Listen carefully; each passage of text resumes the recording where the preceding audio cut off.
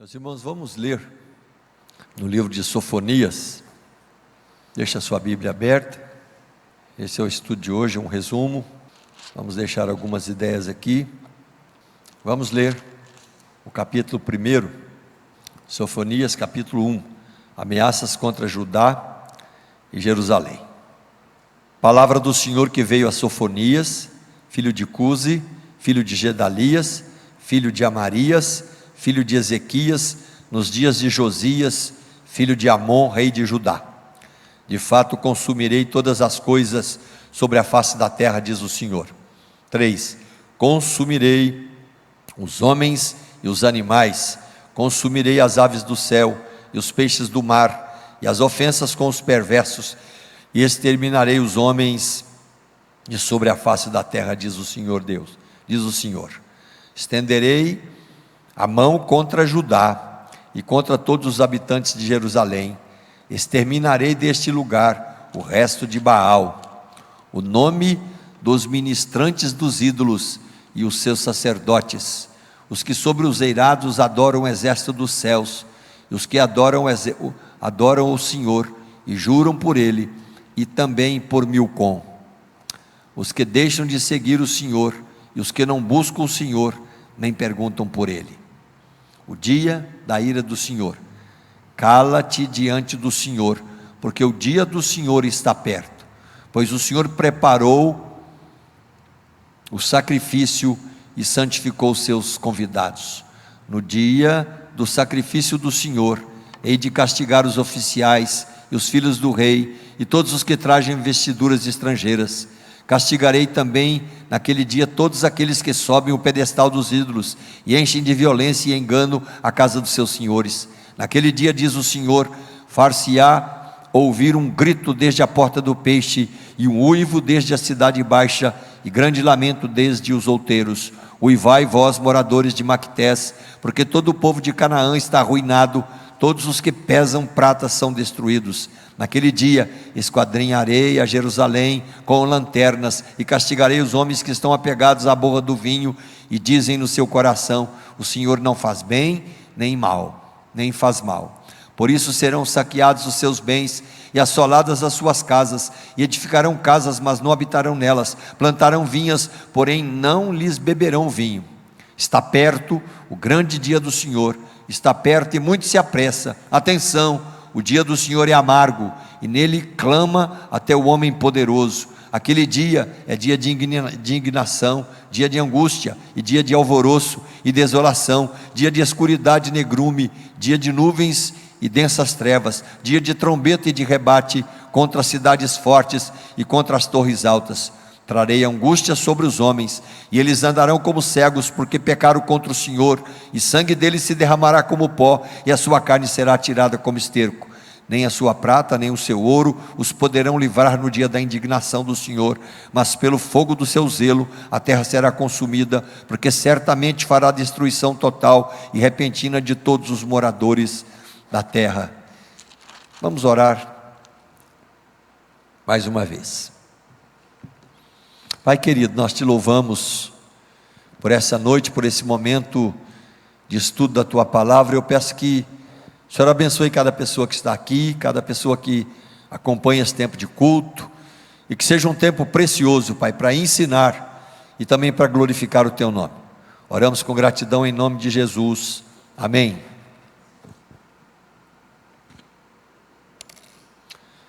O dia do Senhor, esse é o tema principal, meus irmãos, que aparece no livro de Sofonias. Mas antes de entrarmos aqui nos detalhes do livro, eu queria começar com algo bem interessante, né? Alguns livros que nós lemos, eles destacam aqui por que Sofonias deu ênfase, né, à sua ancestralidade, né, à sua ascendência. É interessante que ele gasta aqui um tempinho, né? Você pode colocar aí a primeira, não sei se ele já começou a colocar, já, está aqui na frente. Eu vou ler, depois eu vou destacar alguns pontos aqui. Autor, lugar e data da redenção, da redenção. Nada sabemos a respeito de Sofonias, além do que lemos aí no versículo 1. O que podemos deduzir do restante do livro? Era incomum alguém traçar a sua descendência até a 4ª geração, como faz o profeta. Alguns entendem que ele fez isso porque Ezequias, seu trisavô, era, na realidade, o rei Ezequias de Judá. Diferentemente de Miqueias, que se concentrou no povo comum de Judá, Sofonias se sentia à vontade na arena política e nos círculos reais distintos. Pergunta: quem aqui é de família chique, importante, que tem ancestral? Tem alguém aqui descendente do Marquês de Pombal? Tem aqui alguém descendente do Barão de Cocais? É interessante, teve uma época lá na nossa família, eu tinha uns primos lá que eles eram metidos a chique, e em Minas Gerais aconteceu é só ler, você vai encontrar, teve um episódio, um tempo, em que quase todo o estado de Minas se tornou descendente do Barão de Cocais. Não sei se você lembra era muita gente tentando provar a ancestralidade, mas tudo por causa de dinheiro, por causa de fazenda, por causa de bens. Mas foi assim uma confusão com milhares de pessoas. E eu lembro de 2 primos, eu não vou citar o nome aqui, que eles podem estar ouvindo, mas eles ficaram super interessados, né? E começaram a mexer e correr atrás de papéis para tentar ver se colocava o nome na genealogia do Barão de Cocais, né? E as decepções foram grandes. Eu lembro também quando começamos aí por causa dessa, não sei se alguém aqui tem outra descendência, né, italiana, portuguesa, e conseguiu já passaporte. Alguém? Tem alguém? Não, aqui não tem ninguém, né? Muita gente está querendo isso, né? Aí minha família mexeu com isso, descobri assim as árvores genealógicas, né? Aí começaram a mexer na nossa família, né? E foi interessante que quanto mais mexia, mais coisa ia aparecendo, né? Até chegar no barranco. E aí descobriram que nós somos descendentes de um menino que desembarcou tal época no Brasil, com uma família grande, só que ele era filho adotivo. E aí acha agora, acabou, sem direito a passaporte nem nada. Então eu estou querendo destacar isso aqui, meus irmãos. Por que Deus colocou no coração de Sofonias, para que ele fizesse, né, identificasse claramente: eu sou parente de quem? Eu sou parente de Ezequias. Isso soa, meus irmãos, como mitidez? Não. Isso soa, meus irmãos, como alguém que está obedecendo ao Senhor, está fazendo um trabalho sério de profeta, mas ele faz parte da vida de um rei, que quando você lê sobre Ezequias, teve os seus altos e baixos, mas a expressão que aparece na história de Ezequias, né, já foi estudado aqui. Ezequias fez o que era reto perante o Senhor. Então, para ele aqui, meus irmãos, é de suma importância, quando ele coloca aqui, né, e o seu trisavô foi um rei que levou Deus a sério, viveu uma guerra com Senaqueribe. Quando você lê o livro de Isaías, você vê a guerra onde eles são humilhados, são colocados assim, no pó, pelo general de Senaqueribe. Só o que acontece? Havia temor no coração, havia temor a Deus, havia direção de Deus, e Deus dá uma vitória absurda naquela época para esse rei. Então, falar que ele era parente de Ezequias, isso trazia alegria para o coração dele, mas trazia também autoridade profética sobre a vida desse homem aqui, Sofonias, né? Você encontra aqui, se você não teve ascendência famosa, meus pêsames, a minha também não é. Eu também sou descendente de filho de criação, mas eu não me importei muito. Mas aqui há um destaque que eu acho bem interessante, né? Deus quis, como ele também colocou Isaías dentro do palácio, como colocou Jeremias, que era descendente de quem? De sacerdote. Quando coloca Daniel no exílio, ele é de família importante de Israel. Essas coisas, meus irmãos, elas podem ser encontradas. A gente precisa às vezes aprender a valorizar também, né, aqueles que fizeram a história da gente antes da gente chegar aqui nesse mundo pela vontade de Deus. Então, se você nunca se interessou por isso, esse é um primeiro ponto prático que eu deixo aqui. Se você nunca se interessou pelos seus ancestrais, eu queria que você fizesse uma pesquisa, porque você consegue chegar a 200 anos para trás.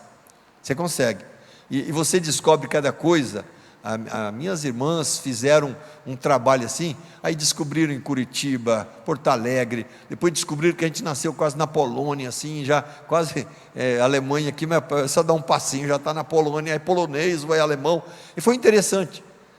Essa é uma curiosidade que eu tiro aqui do livro, para que quem sabe você leve, e até fala, gente, eu vou dar uma pesquisada nesse negócio, com relação, né, quem sou eu, quem são os meus, qual a sequência para trás, meu avô, meu bisavô, meu trisavô, aí de repente você vai descobrir assim, facetas. Jonatas Eduardes, quando fizeram a genealogia dele, depois do seu pior inimigo, Jonatas Eduardes tinha dezenas de pessoas que se tornaram juízes, advogados famosos, um foi vice-presidente, vários senadores, a genealogia dele era maravilhosa. O maior adversário dele, 93 pessoas de uma família de 150 tinham ido para a cadeia, eram pessoas perigosas e difíceis. É interessante. Fica aqui o destaque, se você se interessar. Aí fala, pastor, eu pesquisei aqui, eu sou parente do Dom Pedro, quem sabe, isso aí. Fica aqui a dica. Voltando aqui, estou lendo. O livro é datado no reinado de Josias, que se situa entre 640 a 609, e a referência ao remanescente de Baal, em 1:4, tem levado muitos a pensar que as iniciativas da reforma de Josias já estavam a caminho e que a maioria dos santuários de Baal já haviam sido removidos. Outros afirmam que Sofonias alude a Deuteronômio, 28:30, citando aqui, depois você pode ler em casa, Deuteronômio, aí ele fala sobre os pecados da desobediência.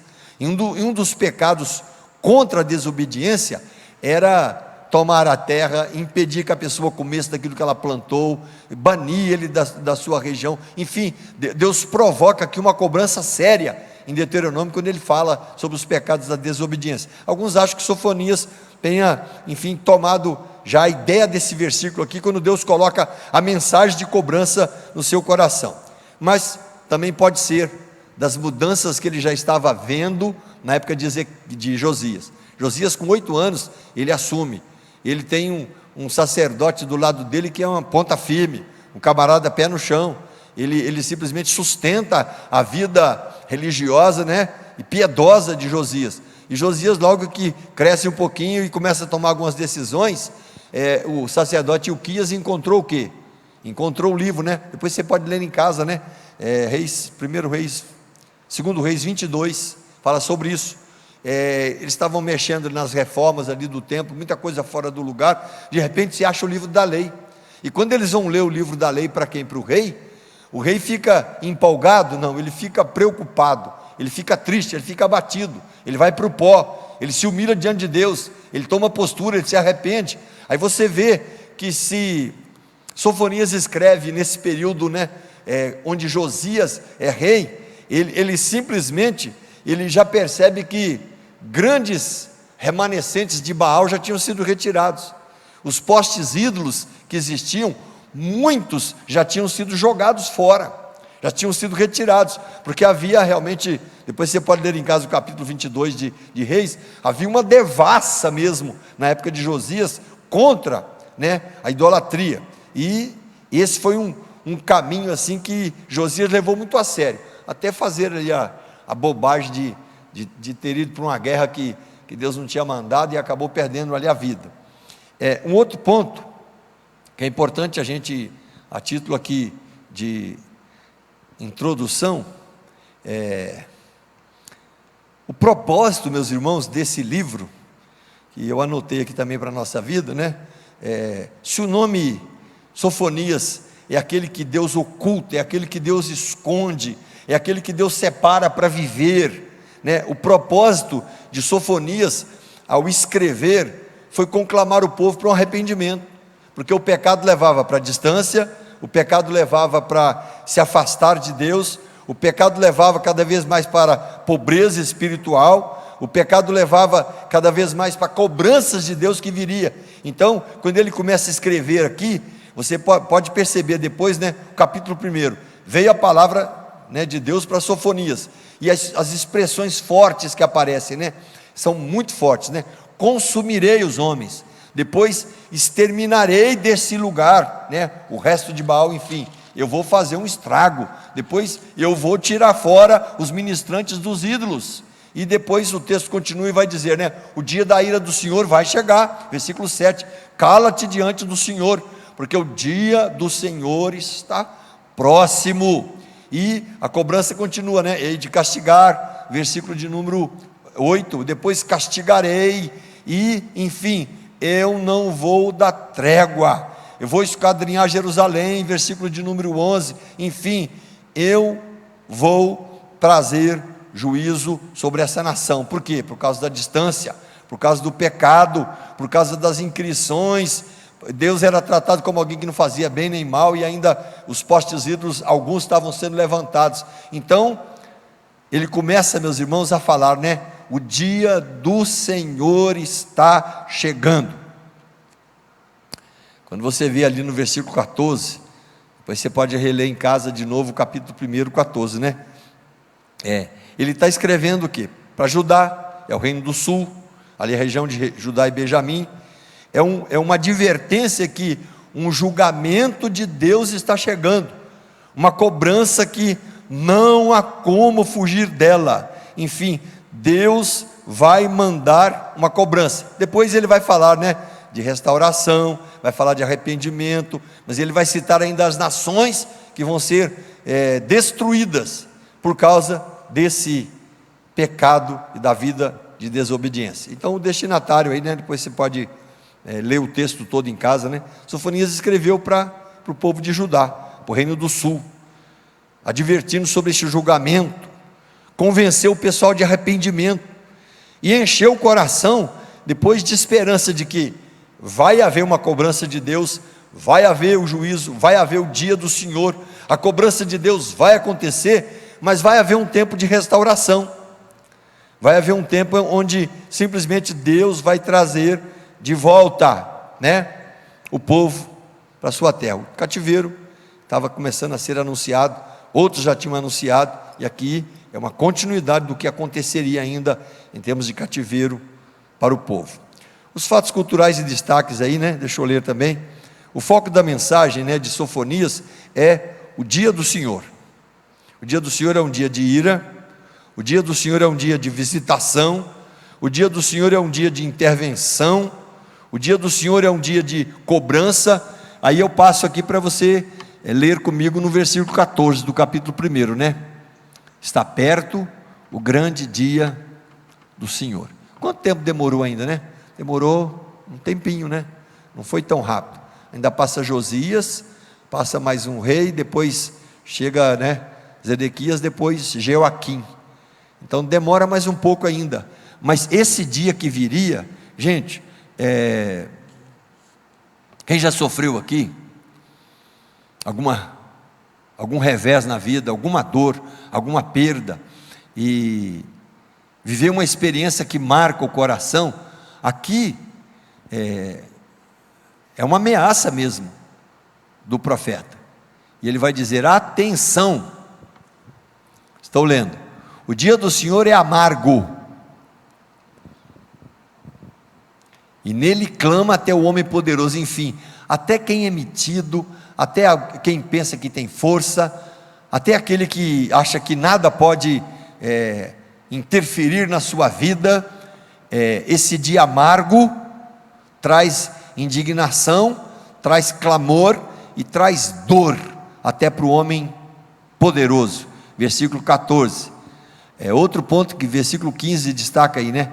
Aquele dia é dia de indignação, e essa indignação não é apenas de Deus contra o povo, contra o pecado, contra a idolatria, contra a distância que eles estavam de Deus, mas não adianta, nós também somos assim. Quando a gente vive um problema, a gente também tem os nossos tempos de indignação. Aqui mais uma coisa prática para a gente pensar. Esse aqui que era o meu, estou usando um microfone. Quem aqui acha que de vez em quando, né, é mimimi? A gente não gosta disso, né? É? Ninguém, imagina, o que é isso?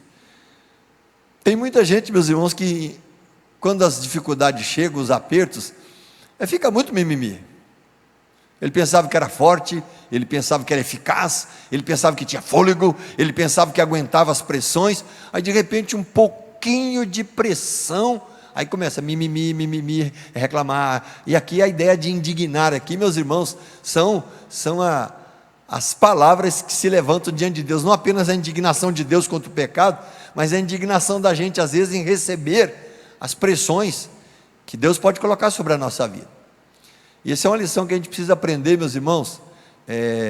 A gente tem que tomar muito cuidado para não viver com relação a Deus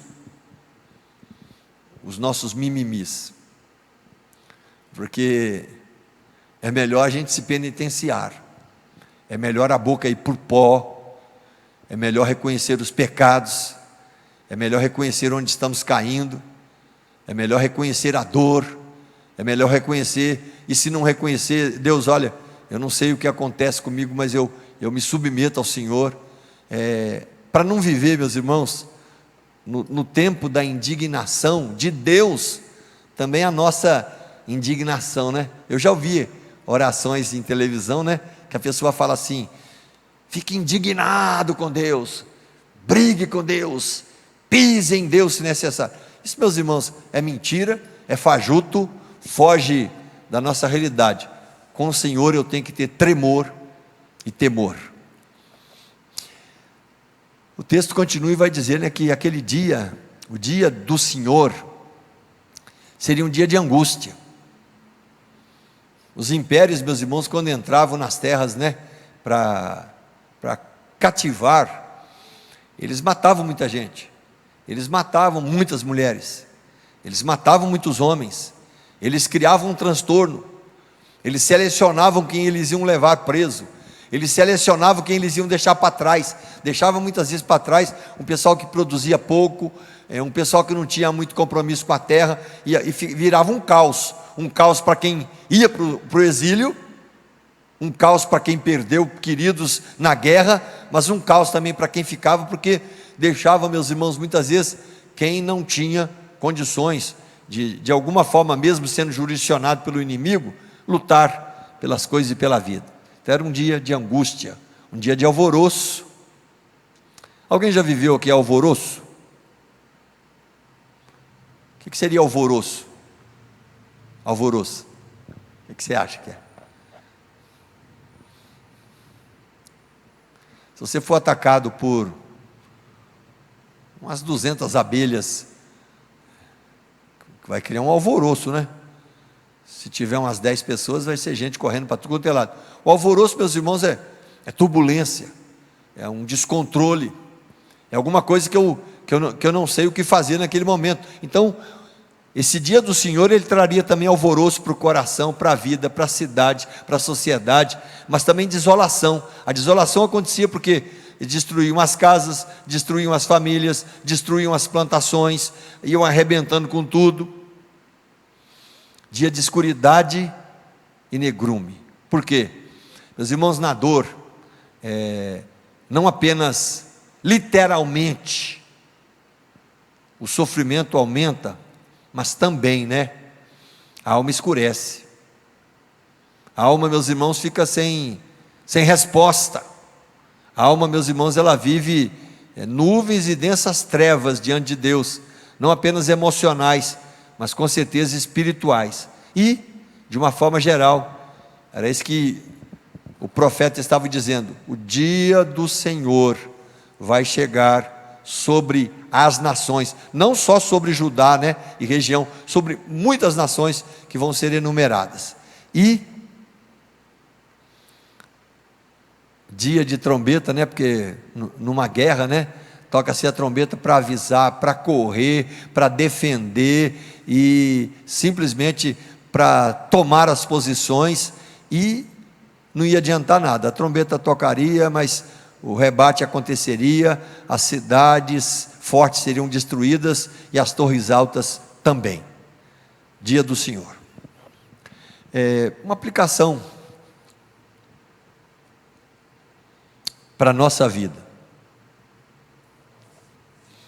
O dia do Senhor pode vir particularmente sobre a vida de alguém? E aí?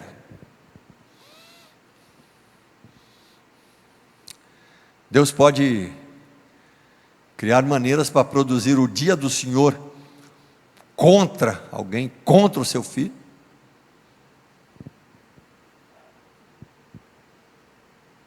É interessante, meus irmãos, que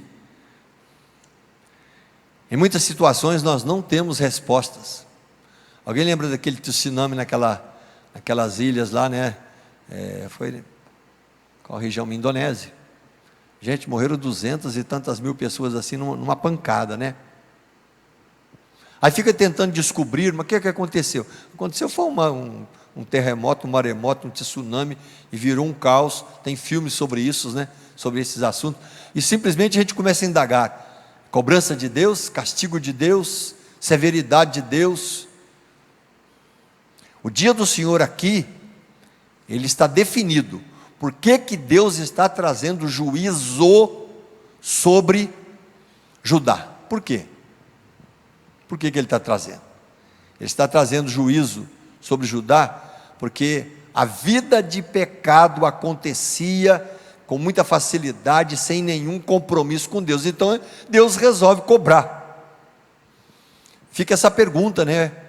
Se Deus estaria, entre aspas, cobrando do mundo, permitindo uma pandemia dessa. A verdade, meus irmãos, é que nós nos sentimos indefesos diante dessa pandemia que assolou o planeta, continua assolando, e nós nos sentimos pobres.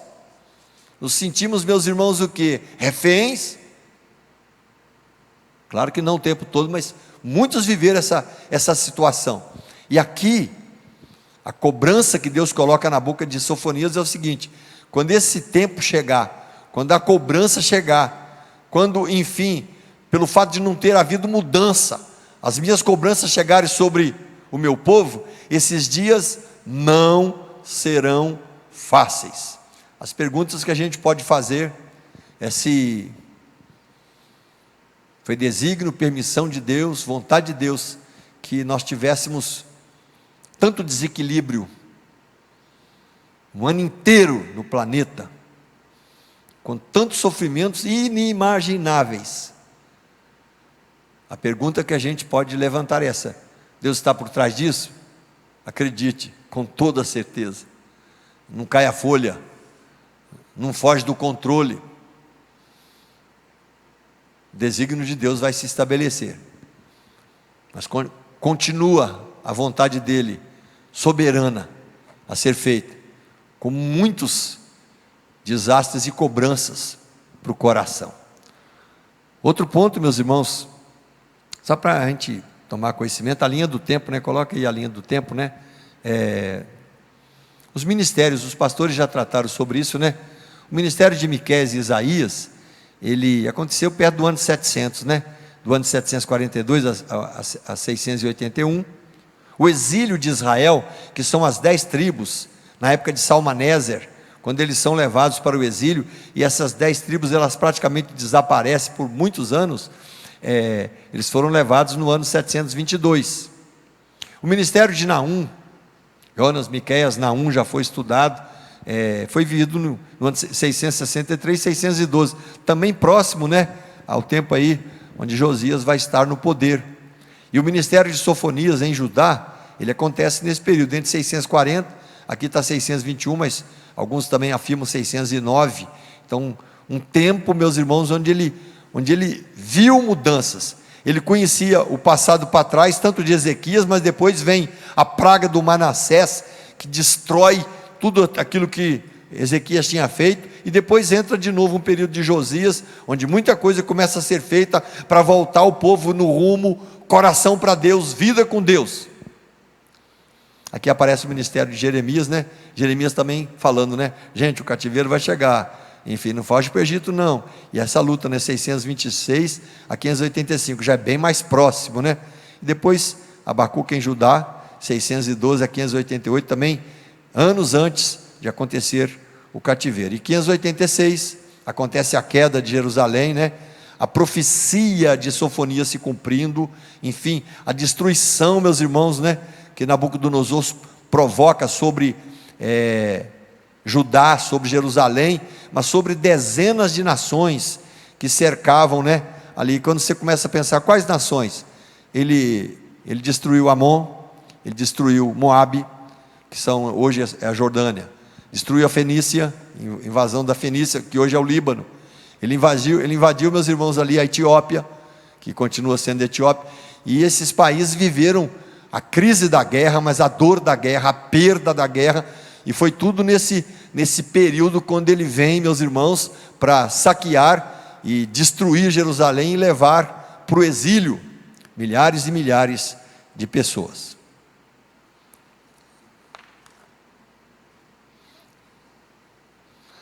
Enquanto você lê, eu queria ler agora, só para a gente citar as nações que eu acabei enumerando aqui agora, capítulo 2. Concentra-te e examina-te, ó nação, que não tens pudor, antes que saia o decreto, pois o dia do Senhor se vai como palha, antes que venha sobre ti o furor da ira do Senhor, sim, antes que venha sobre ti o dia da ira do Senhor. Verso 3, buscai o Senhor, vós todos os mansos da terra, que cumpris o seu juízo, buscai a justiça, buscai a mansidão, porventura lograreis esconder-vos no dia da ira do Senhor, porque Gaza será desamparada, e Asquelon ficará deserta, Asdod ao meio-dia será expulsa, e Ecrom desarraigada. Ai dos que habitam no litoral, do povo dos quereitas, a palavra do Senhor será contra vós outros, ó Canaã, terra dos filisteus, e eu vos farei destruir, até que não haja um morador sequer. O litoral será de pastagens, com refúgios para os pastores e currais para o rebanho. O litoral pertencerá aos restantes da casa de Judá, o pessoal que fica e não vai para o exílio. Nele apacentarão seus rebanhos, e à tarde se deitarão nas casas de Asquelon, porque o Senhor seu Deus atentará para ele e lhes mudará a sorte. Verso 8, ouviu o escárnio de Moabe. Moabe hoje pertence à Jordânia, e as injuriosas palavras dos filhos de Amon, também do outro lado, parte também da Jordânia, com que escarneceram do meu povo, se gabaram contra o seu território. Pessoal que produziu no período da peregrinação do povo, né? Foram problemas, dificultaram ali a peregrinação do povo. Portanto, tão certo como eu vivo, diz o Senhor dos Exércitos, né? Deus de Israel, Moabe será como Sodoma, e seus filhos de Amon como Gomorra, campo de urtigas, poços de sal e assolação perpétua. Nesse período também eles foram atingidos, como foi Judá, como foi Jerusalém, como foi de uma forma geral, né, o reino, né, do sul. Versículo de número 12. Também vós, os etíopes, né, lá embaixo, divisa também, sereis mortos pela espada do Senhor. Também a destruição chegou lá. Ele estenderá também a mão contra o norte, e destruirá a Síria, e fará de Nínive uma desolação.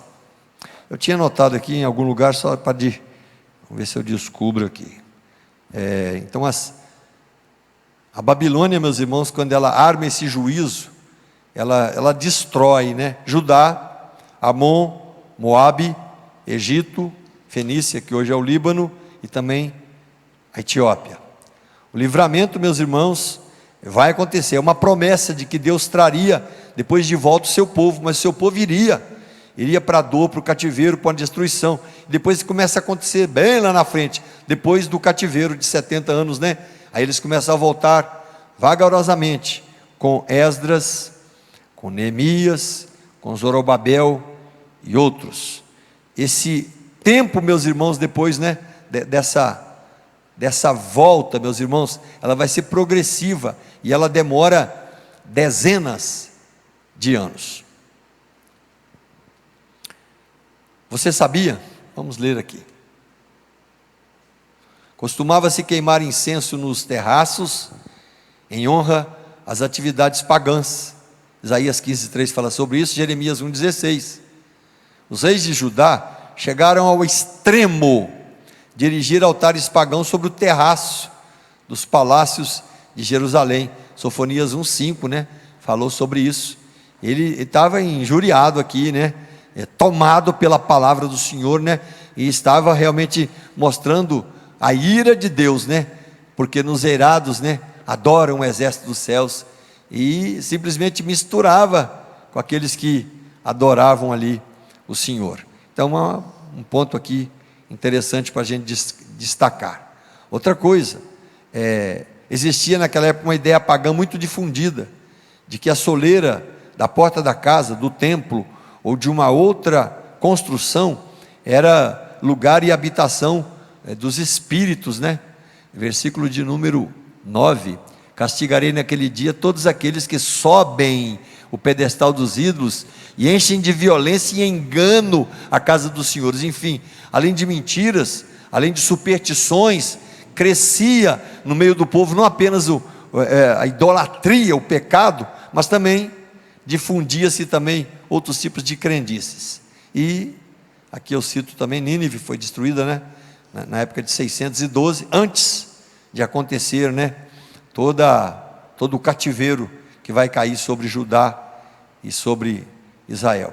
E é interessante, né, ela foi descoberta, né, agora em 1845, alguns anos atrás aí, né, algumas centenas de anos atrás, e ela foi descoberta.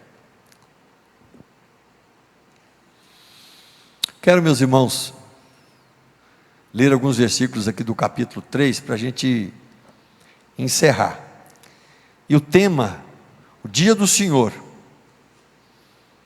ele mostra que é um tempo de consumir, um tempo de exterminar. A Babilônia seria a arma do juízo. Ela não faria estrago só em Judá, não apenas em Amon, Moabe, Egito, Fenícia, Etiópia, mas havia uma promessa de que o livramento viria depois de toda essa tragicidade, dessa destruição, desse mal que cairia sobre esse rei. Versículo 3, capítulo 3 vai dizer: ai da cidade opressora, da rebelde e manchada, não atende ninguém, não aceita disciplina, não confia no Senhor, nem se aproxima do seu Deus. Enfim, um povo preparado para o cativeiro, o povo preparado para realmente sofrer a ira e o juízo de Deus. Versículo 4: os seus profetas são levianos, homens pérfidos, e os seus sacerdotes profanam o santuário e violam a lei. Enfim, Deus é justo, Deus é Senhor, Ele está no meio do seu povo, Ele não comete iniquidade, Ele vai trazer juízo, Ele não falha. Enfim, essa cobrança de Sofonias sobre o povo e sobre a nação é severa, e ela aconteceria alguns anos mais tarde, quando Nabucodonosor invadisse Jerusalém, toda a região. Terminando, a salvação da filha de Jerusalém. Esperai, pois, a mim, diz o Senhor, no dia em que eu me levantar para o despojo, porque a minha resolução é ajuntar as nações e congregar os reinos, para sobre eles cair a minha maldição e todo o furor da minha ira, pois toda essa terra será devorada pelo fogo do meu zelo. Então darei lábios puros aos povos, para que todos invoquem o nome do Senhor e o sirvam de comum acordo. Versículo 14: canta, ó filha de Sião, rejubila, ó Israel, rejubila-te de todo o coração, exulta, ó filha de Jerusalém. O Senhor afastou as sentenças que eram contra ti e lançou fora o teu inimigo. Versículo 16: Não temas, ó Sião, não se afrouxe os teus braços, o Senhor teu Deus está no meio de ti, poderoso para salvar-se, se deleitará em ti com alegria, renovar-te-á no seu amor, regozijar-te-á em ti com júbilo. Os que estão entristecidos, por se acharem afastados das festas solenes, eu os congregarei, estes que são de ti, e sobre os quais pesam opróbrios. Eis que naquele tempo procederei contra todos os que te afligem, salvarei os que cocheiam, recolherei os que foram expulsos, e farei deles um louvor e um nome em toda a terra, em que sofrerem ignomínia. Naquele tempo eu vos farei voltar, e vos recolherei, certamente farei de vós um nome e um louvor, entre todos os povos da terra, quando eu vos mudar a sorte, diante dos vossos olhos, diz o Senhor. Quase 40 anos antes, Sofonias prediz o dia da ira do Senhor, o dia do Senhor, o dia do caos, o dia onde Deus destruiria uma nação por causa dos seus pecados. As tentativas foram feitas, as cobranças foram feitas, e o povo andava um pouquinho e já voltava para os seus pecados. Então Deus não tira mais a mão, Ele traz a cobrança. A pergunta, meus irmãos, para a gente aplicar: será que nós estamos vivendo tempos de cobrança hoje no mundo? Uma questão para a gente levantar sobre o dia do Senhor. Será que tem cobranças sobre esse planeta hoje? Há certas mudanças, meus irmãos, e quebras hoje das escrituras que são assim, eu não vou citar aqui para não criar polêmicas, mas são absurdas. A Bíblia sendo jogada assim, né, por religiões, por segmentos, assim como fosse um livro qualquer, um lixo descartável. A verdade, meus irmãos, é que as nossas ações, elas trazem para a gente galardão, mas também traz juízo. Aqui Deus vai cumprir, e de forma dolorosa. Alguns já estudaram um pouco sobre isso. O cativeiro ainda vai aparecer, vai ser lembrado aqui nos próximos estudos, mas ele foi muito danoso, porque quando Nabucodonosor vem no 586 ali, e ele vem para levar a nação embora, né? Levar um povo para o cativeiro, e esse cativeiro dura 70 anos, como Jeremias profetizou. Foram 70 anos, meus irmãos, que houve. Depois você pode ler o Salmo 126, né, quando o pessoal volta feliz, sorridente, mas eles vão vendo tudo destruído. Aquilo tinha voltado quase a um estado primitivo de novo. Eles têm que reconstruir tudo. Os que com lágrimas semeiam, com júbilo ceifarão. Quem sai andando e chorando enquanto semeia, voltará com júbilo, trazendo seus feixes. Quando o povo volta depois, eles voltam para ver o caos, a destruição, e recomeçar tudo de novo. E Deus usou Esdras, usou Neemias, né, que foi fantástico, né? Neemias constrói um muro em 52 dias, o camarada é corajoso, não larga a obra de Deus, não tem medo. Deus usa Zorobabel para começar, né, toda aquela construção do templo, que para 12 anos, porque o inimigo, meus irmãos, o inimigo consegue parar, ele consegue, ele tenta parar a nossa vida também, como parou naquela época. O templo ficou parado por mais de 12 anos, por quê? Porque o inimigo que jogou sementes malditas e malignas, e a coisa depois travou. Mais tarde, quando destrava, rapidamente o templo foi reconstruído. E quando o povo volta para não levantar mais altares a Baal, não levantaram mais. A lição do cativeiro de 70 anos foi aprendida. A perna foi quebrada, meus irmãos, com muita dor, mas quando eles voltam para obedecer. Eles voltam para viver diante de Deus agora muitas lutas, porque ainda, meus irmãos, depois aparece, né, levanta o Império Macedônio, levanta, né, com Alexandre, depois levanta o Império Romano. As lutas não pararam, mas o povo, meus irmãos, não cai mais naquelas idolatrias e altares e distância e briga e zombaria de Deus. A cobrança de Sofonias sobre a nossa vida, meus irmãos, a gente pode citar aqui, né, o texto de Gálatas, quando ele vai dizer: de Deus não se zomba, aquilo que o homem semear, o homem vai colher. Deus cobra da gente uma vida na sua presença, uma vida justa, uma vida ética, uma vida de busca, uma vida de perdoado, uma vida de arrependimento contínuo, uma vida, meus irmãos, que o dia do Senhor sobre a minha vida seja um dia, todo dia, de abundância, de bênçãos, de cobranças, de penitência minha diante de Deus, de reconhecimento de que Deus é Deus e não perde o controle, e a minha vida prostrada no altar. Eu tenho que tomar muito cuidado para não começar a levantar um monte de altares na minha vida, simplesmente quando as coisas estão fáceis. Deus me cobra nessa noite pela vida do profeta Sofonias, que a sua vida é de Deus, a sua vida anda com Deus, a sua vida zela pelo nome de Deus, a sua vida glorifica a Deus, a sua vida testemunha a Deus, e a sua vida não brinca com Deus. Nós não brincamos de igreja, nós não brincamos de cristianismo, nós não brincamos de meias palavras. Meus irmãos, tem sido só uma vergonha mundial hoje, né? Mudanças assim, né? Casamentos legalizados assim, jogando tudo fora, em termos de escritura, jogando tudo fora. Justiças, meus irmãos, sendo feitas, que a gente fica assim, mas como? Viram outro dia o juiz quase que pisoteou uma advogada, porque ela, nervosa, ela usou você, porque como que você fala você, a liturgia diz que você tem que falar excelência.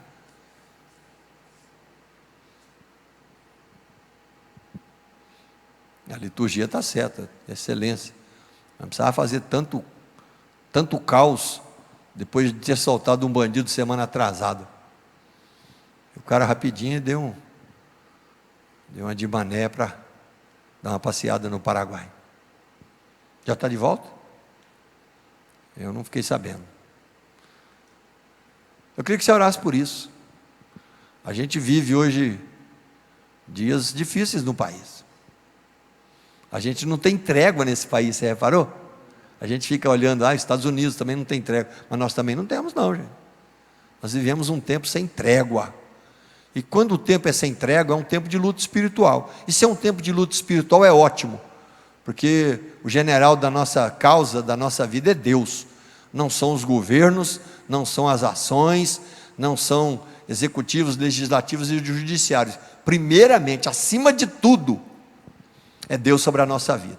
Então a cobrança hoje de Sofonias é: tema a Deus, ande com Deus, deixe esse justo juiz governar a sua vida, liderar a sua vida, porque é com Ele que a gente trata sempre. E outra coisa, Ele não perdeu o controle do planeta. A gente fala, mas parece que a coisa está meio desordenada. Ele não perdeu o controle e, acima de tudo, Ele não perdeu o controle do nosso país. Graças a Deus pelo nosso país, pelas lutas que estamos vivendo, pelo arroz a R$ 32,90. Quem comprou aí a 32? Jogo duro, hein? Eu paguei R$ 15,90. Outro dia eu vi R$ 32,90. Falei, nossa, está em promoção, né? 32, estava a placa lá, promoção, R$ 32,90. Eu vi essa semana. As coisas desandando, né? Ficando altas. Traz pressão para todo mundo. Mas pode ficar certo. Deus sabe da nossa vida, Deus sabe da sua vida. E Deus vai continuar cuidando, meus irmãos, como o pastor Nilton pregou outro dia, né? Se a figueira não florescer, se não há fruto na vide, se o produto da oliveira mentir, se as ovelhas forem arrebatadas do aprisco, ele fala, ande altaneiramente, ande de pé, ande em comunhão, ande prostrado, ande na presença de Deus. E essa tem que ser a sina da nossa vida. Depois você lê em casa, em 10 minutos você lê de novo Sofonias, né? Que fala sobre o grande e terrível dia do Senhor. E esse dia do Senhor sobre Judá, ele foi terrível. Se você depois quiser ler mais um pouco, é só estar lendo, né? Os livros que vão falando sobre depois o cativeiro. Foi doloroso e foi bem difícil. Depois Deus faz toda a restauração, depois dos 70 anos de cativeiro que vem. E essa restauração, meus irmãos, na época deu certo, graças a Deus. Vamos orar? Vamos ficar em pé. Glória a Deus pelos irmãos que vieram aqui, pelos irmãos que estão em casa. E depois leia de novo esse texto bonito de Sofonias, que fala sobre o grande dia do Senhor. Nós estamos aguardando, né? Também o grande dia do Senhor, mas esse dia já é um dia da volta, o dia de vitórias, o dia do ressoar de trombetas, o dia que nós encontraremos para sempre com o Senhor. E esse dia do Senhor é glorioso, né? É vitorioso. É o dia de Deus sobre a nossa vida. Não sabemos o dia, mas enquanto vivos, perseverando e apaixonados por Jesus. Perseverando e apaixonados pelo Senhor Jesus.